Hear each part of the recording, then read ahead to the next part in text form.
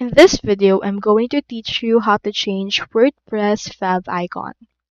Now, in order to change that, what we can do is we first need to head over to wordpress.com and we need to sign in into an account. If you don't have an account yet, head over and click onto this Get Started option. But if you already have an account like I did, click onto this login option that we can see right here. Once you're done with that, you should be able to see in here your WordPress dashboard. So what we can do next is we just need to head over to our settings. You can head over here to the settings, head over and click on that. And you should be able to see your WordPress account settings that you can actually edit in order to change the favicon. Now to change it, we just need to access in here the customizer.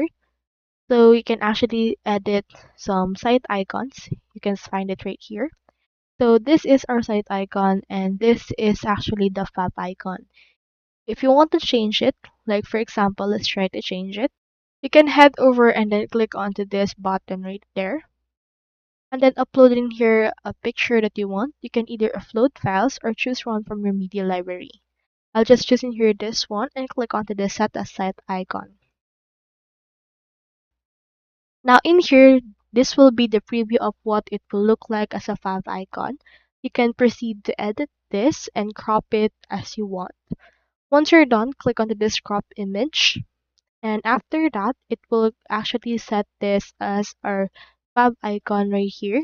You can find it right there if you open your actual website. This is what it would look like altogether.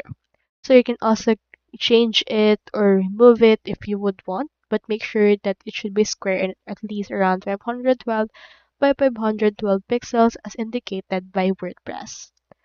So that's all there is today, and I hope this video helped you out.